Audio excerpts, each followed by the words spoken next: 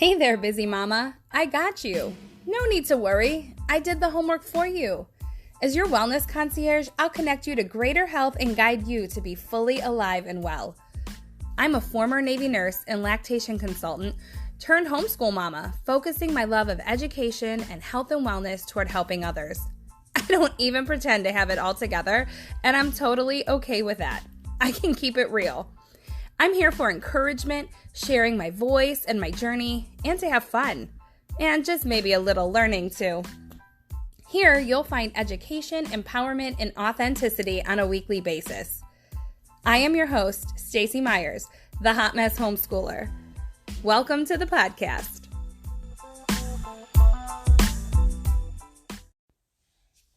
Hey guys, welcome back to the podcast for season 3. Wow, it's been a hot second, hasn't it? Life and other priorities have had to take center stage for me for a while, and rightfully so. And then it just got a little awkward. So I decided, oh well, and here I am. It's time to resurrect this podcast and see where it goes. So, Happy New Year, everybody. It's 2024, and I am very happy to be back with you guys, and I hope all of my listeners are doing well. My first topic that I want to cover this year, which may seem a little odd coming in February, is the concept of my word of the year, but word of the year in general, and why I chose mine for this year. So if you're not familiar with the concept of word of the year, it basically, instead of doing specific resolutions, I'm going to go to the gym, I'm going to, lose weight, or, I'm going to start, whatever it is. I'm going to read 12 books this year, one every month. Those are all really great ideas. But most of the time with resolutions, by the time we get to this point in the year, most of those resolutions you made at the end of December, maybe early January, have already gone by the wayside. And so the word of the year concept is a kind of, I think, much more flexible concept to give you like a theme, right? Like for how you want your year to go. And then it gives you the freedom to kind of move within that and adjust accordingly, which fits my hot mess life a lot better than having very specific things. So, for example, instead of, like I said, the very specifics, you have the word, it anchors you, it gives you the flexibility, and then again, you can move and adjust accordingly. Not saying there's anything wrong with having resolutions or goals, but I think sometimes we're so hard on ourselves and we don't really have the maybe the foundation or the supports in place to be able to make these things happen. And then when ultimately they do fall by the wayside, we feel like we failed, and then it's hard to get back up again. And then you're like, oh well, I just messed up the whole year already. I'll start over in 2025. Anyone else feel that way? Where, like I said, if you have a word of the year to kind of guide you, you have the, you can say, all right, well, I haven't really been meeting up for that. Now we can start over tomorrow. And actually, every single moment is a chance to kind of start back up again and refresh yourself. So, I really love this concept. It's been super popular. I've been doing it now, gosh, I want to say over 10, 15 years. Now it's super talked about. So like I said, unless you've been under a rock, you have probably heard about this. So it's just been something that I have found to be very helpful. And like I said, it carries with me throughout the whole year, as opposed to just, the things I think I'm going to get done in January 1st. So last year, my word was steadfast. And it was very fitting because I was in a season of praying for clarity and waiting for answers and just really wanting to be clear in my vision of what I needed and what I was going to do moving forward. And steadfast was just the word that kept coming to me. I even had it engraved on a necklace because it was so like, just, it jumps out. Like I find the words come to me. Sometimes I've done different like generators to choose them. Like I always do because I'm curious what comes up. But a lot of times the words come to me. And so the one, like I said, that jumped out at me last year was steadfast. And it was just so appropriate for me in the season I was in. And I just continued to pray. I felt like it was a long season, I felt like I prayed and waited for some time. And so thus, like I said, steadfast was very appropriate. But toward the end of last year, I started to get answers and get the clarity that I was praying for. And I was just so like, oh, okay. Oh my gosh. Like here it is. So that was a huge answer to prayer for me. And, my words this year kind of stem from that. So of course, because I'm a little extra, I don't always pick one word because there's multiple words that kind of jump out at me. I'm also a words of affirmation girl, if you're familiar with the love languages. So I love words.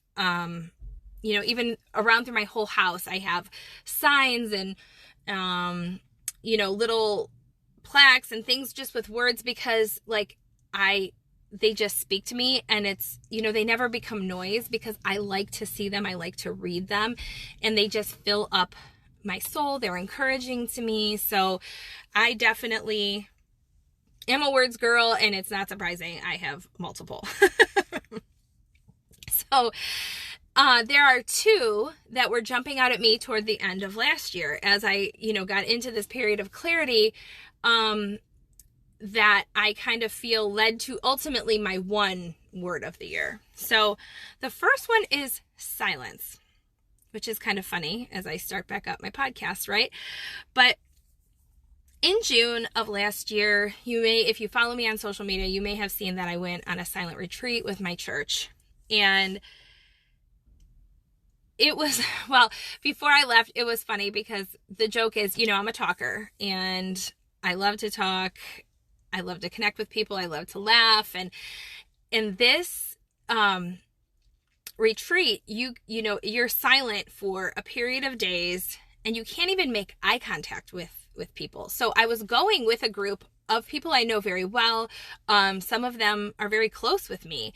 So the joke was like, oh my gosh, is Stacy even going to be able to handle it? Whatever. And I am proud and happy to say that, yes, I did, number one, complete the silent retreat. But not only that, I did it well. And it's not even about like, I did it well, is my accomplishment, but it really was, I found to be such a refreshing and, just beautiful experience where I was free from distraction. Like my phone literally was on airplane mode the entire time. My husband had the number for the center that I was at if he needed to get a hold of me, if there was anything with the kids or whatever. But literally my phone, I carried it with me for taking pictures and for seeing the time because, again, it was 2023. I'm not wearing a watch. I use my phone. But I wasn't on it. It stayed on airplane mode, so I had no notifications. I had no idea what was going on in the world, other than literally me being on vacation with Jesus. And it was the most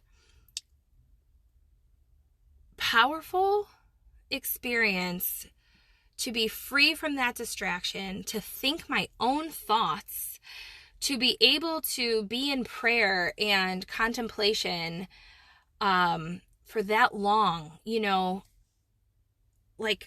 ladies, you know this too, especially if you're a mom and homeschool moms, you know, or whatever, like our brains are always very busy. And it was nice. Like it took me a day, you know, the first, I would say couple hours into, you know, that first day getting into the evening to kind of settle into the silence. 'Cause your brain wants to be very busy. But you know, like with all the distractions and what's happening at home. And I just really prayed like, Lord, like help me to just, you know, I know that I set everything up before I left. They've got it. They'll call me if they need to. Just help me be here with you. And honestly, my soul just expanded right on into that silence, that freedom. And it was so, there's no other words I keep saying. It was just amazing. It was powerful. It was beautiful. And to be quite honest, I am so already looking forward to it. Like it's almost a physical reaction in me. Like I am looking forward to it so much to go back again this summer. So like that's how amazing it was. So that was in the summertime. That was my silent retreat. And, you know, I just carry that with me because it was such a special time. But toward the end of toward the fall, end of the fall into like December, the word silence kept coming to me again. And I think it was because as I got the clarity and the answers that I prayed for,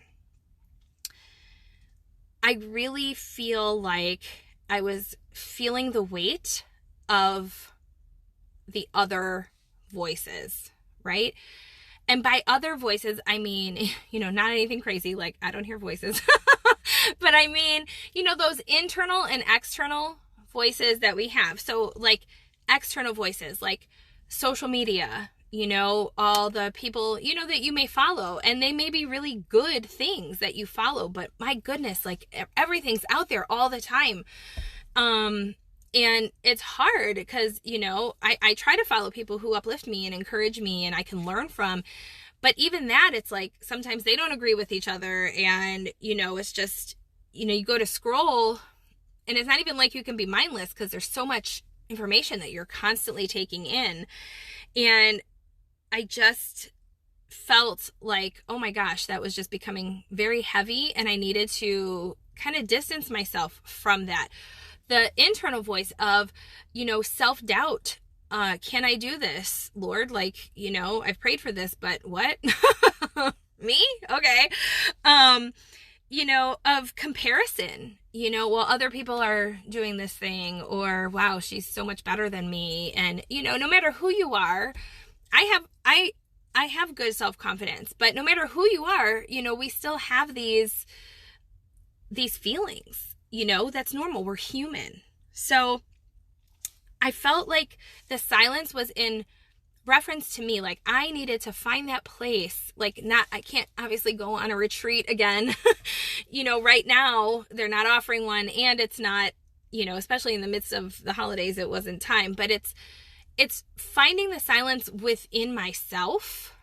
You know, finding that place that I got to on the retreat. Now it's hard because you're in the midst of the hustle bustle and especially of the holiday season. And then, you know, in your own day-to-day life, the normal activities that you're doing, you know, it gets to be hard. So it is a challenge, but I just felt like, you know, being able to focus, stay in my own lane, and just keep showing up, you know, that just kept coming back to me. So that's what the silence meant to me.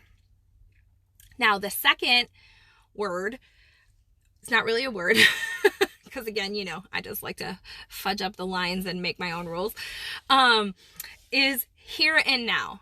Okay. And there's a Latin term. I'm not even going to try to pronounce it, but here and now, that kept showing up for me, as well. And there are people who talk about the sacrament of living in the present moment. And I think, you know, why is the present moment sacred? Because that's where God is found, right?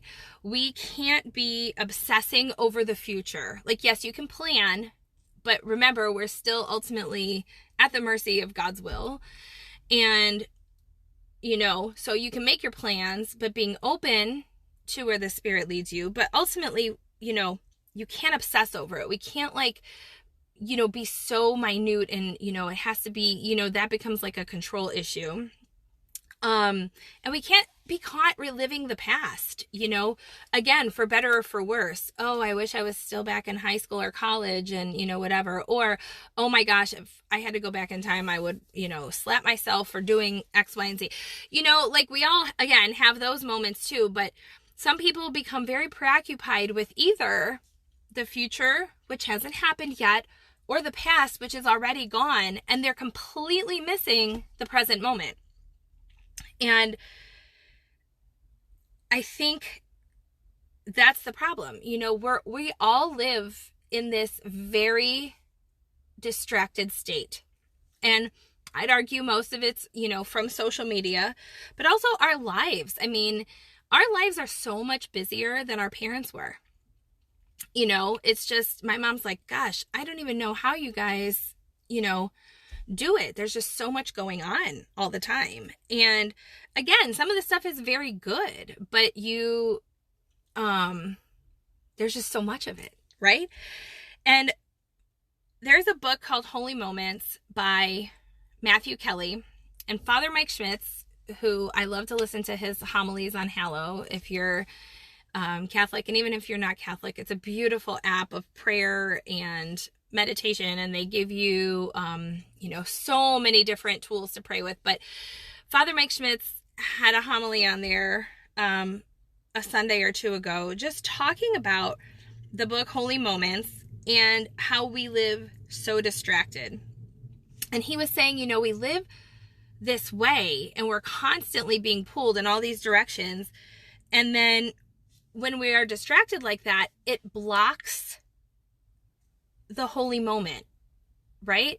It's like we can't be living in the present because we're distracted. So we're missing, so much of this. And what a holy moment is, they're not anything, they're really just ordinary moments of our life because God is present there. And it's, knowing that the ordinary becomes the extraordinary because God is with us, right? And how many things do we miss that maybe are little God winks in our life, or, I don't remember what people say, there's no such thing as coincidences, and I don't know what they called it, but little God winks, I guess that's how I look at it, or glimmers, right? Finding the little joyful things that happen every day. So how many of those do we miss because our brains are always on the next thing, or we're staring at the screen in front of our face, whichever device it happens to be, and we miss those little divine appointments and blessings that, God is trying to show us every single day. So listen, I am so guilty of this too, and I'm really trying. How many times do you find yourself just doom scrolling instead of what you're supposed to be doing? I mean, my hand is raised.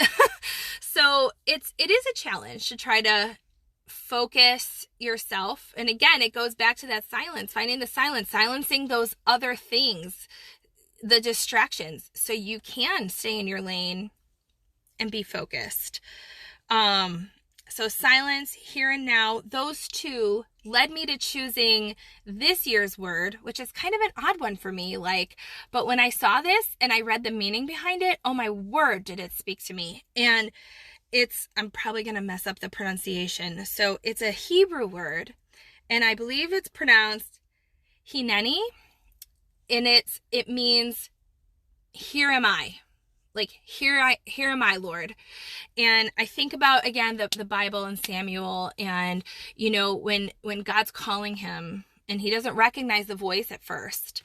And then, it took him 3 times. And then he finally was like, here I am, Lord, speak, your servant is listening. And I think that, again, finding the silence, meeting Jesus where he is there, and making that space in my soul, living in the sacred present, like where I am right now, where God has put my feet and the work that is in front of me to do, and just saying, here am I.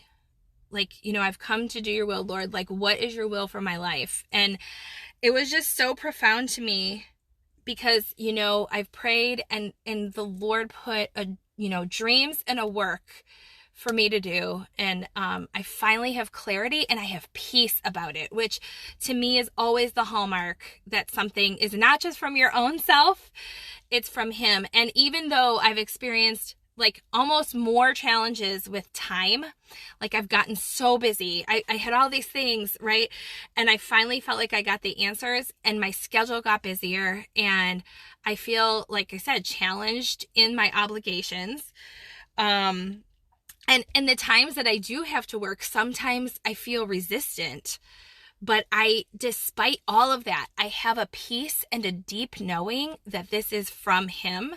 And so you can't argue with that, right? Like, And so my word, hineni, here I am. Like, I'm here. I've prayed for this. I was steadfast. And through the silence and living in the sacred present, I'm here to do that work. So that's, how I look at it for this year. It's like He has put this in my brain and in my heart. I have my answer, and now it's time to put it into action and walk this out with Him. So that is what I chose. Do you have a word of the year? How's it going for you in 2024? We're a month in. Please share it with me if you do in the comments. I'd really love to know. I'm a words girl, so all of this speaks to me. Stay tuned for what's to come. Very exciting. My goal is to be here with you monthly at a minimum. And until next time, let's stay in touch. I love connecting. Take care. Hey, thanks for listening and sharing this space with me. Head on over to hotmesshomeschooler.com where you'll find all the things. Connect with me on socials, check out the blog, and shop my favorite safe products curated just for you. Subscribe to the podcast on your favorite platform while you're there. I look forward to serving you. Have a wonderful day, and until next time, be alive and well.